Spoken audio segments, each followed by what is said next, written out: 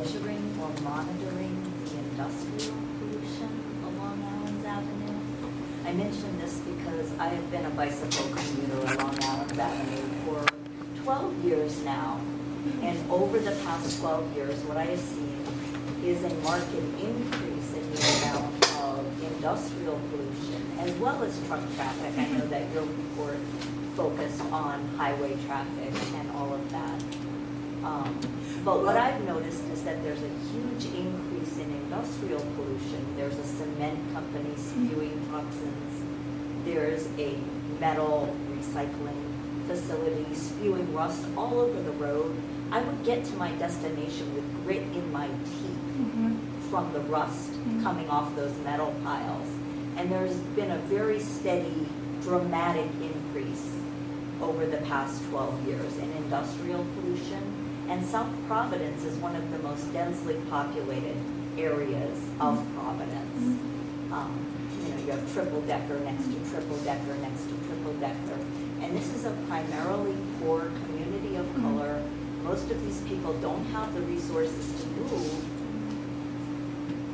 and yet you're sentencing their children to death with industrial pollution. Is anyone even monitoring that? So I could let Karen address some of that, so the VOC measurements that we made include a bunch of industrial solvents, and we can look at the data for those things as well. I mean, this analysis was done specifically to look at highway impacts, but we have the results for all of that stuff. And so highway impacts are important. They're really significant. No, I and not just highways, because Allen's Avenue is technically not a highway, but it's full of trucks. Right. And why is it full of trucks when that's the main commuter route from Providence to Cranston to Warwick? This is the only bike route that I can possibly take. Why is it full of trucks? Well, I mean, I think it's full of trucks because there's a lot of industrial facilities right That's there. where the tank farms are and things like that. Right. Why are the tank farms there? That's where people live. Because that's where the port is and the boats come in with the product of the port. That's been zoned that way as far back as I can remember. They are doing a lot of But it's an work. inappropriate zoning when you have a densely populated community of color, of people who can't afford to move, and they need to commute to their jobs, their children are going to school there, and you're killing them. It's an inappropriate zoning. Is anybody even monitoring the amount of pollutants that these companies are putting out I can speak into to the that. air and into the water? I can speak to that. I work at DEM. I'm the supervisor on the program that monitors the air quality from the sources. So we do inventory all the sources. We send them forms. They tell us what they use. We have calculations of their emissions. It's readily available what pollutants are coming out of all the sources that we know of in that Allen's Avenue area.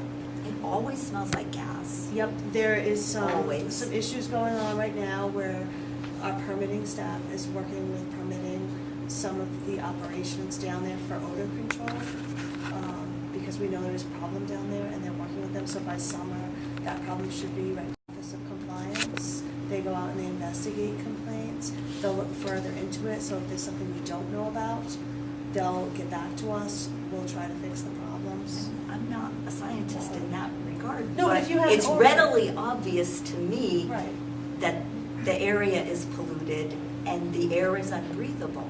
Right. So who's measuring that? Who's monitoring it? And who's enforcing it? Because it steadily gets worse.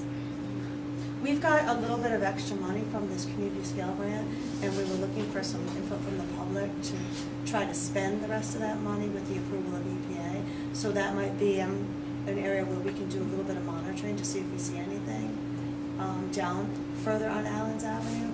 I just don't know if EPA will accept that as part of this grant because it was very specific to the highway. We just will continue to work with the sources down there to make sure they're in compliance with the regulations that we do have. Who's holding these industrial companies accountable for the health impacts that they're having on the community? Isn't That's that what your we hope. job? Well, we hope that our regulations that meet EPA guidelines if our regulations control emissions to a level that is safe. But I don't think you're really measuring what's in the air there. We measure what comes out of the companies. Not measure, we calculate what comes out of the companies. And what happens when you find? If they have a violation, they'll be issued a notice of violation with a penalty, and they'll have to fix it to lower their emissions if they're above permitted levels. So how many violations do you have down there? I don't think they've had any in years. So the amount of pollution that they're emitting, I can tell you from personal experience, the air is unbreathable. Somehow that's not illegal. The air is unbreathable. I get to my destination with dirt in my teeth from the air. Some may be from road dust, some may be, I mean, It's metal dust coming off that scrap heap. It's metal dust. It's all over the road. The road is red from rust. How is that legal? I'll forward this over to the compliance office to investigate further. And there could, there'll be some results if they have an issue. If they find an issue that we can address, they will address it. Can I ask, when you talk about calculating, is calculation different from measurement? Yes. And so. We when know you- their process flows, we know what they do for a process.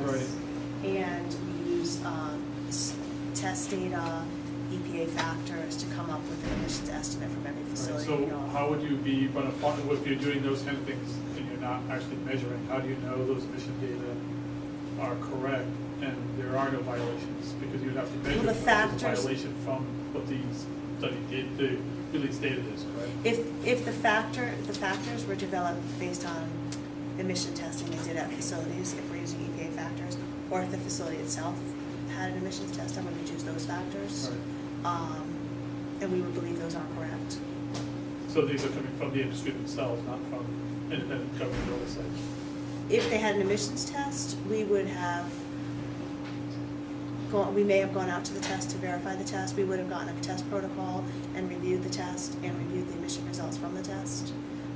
If they're from EPA, there's a lot of testing done before they come up with emission factors. So is your recommendation that if residents or community members have acute concerns, that's something that they call The Office of Compliance. the Office of Compliance Yep. and make a report? And is there a way that the community can then follow up, like to find out what the outcome of that complaint was? Through that same office. Through the same Yep. office? Okay.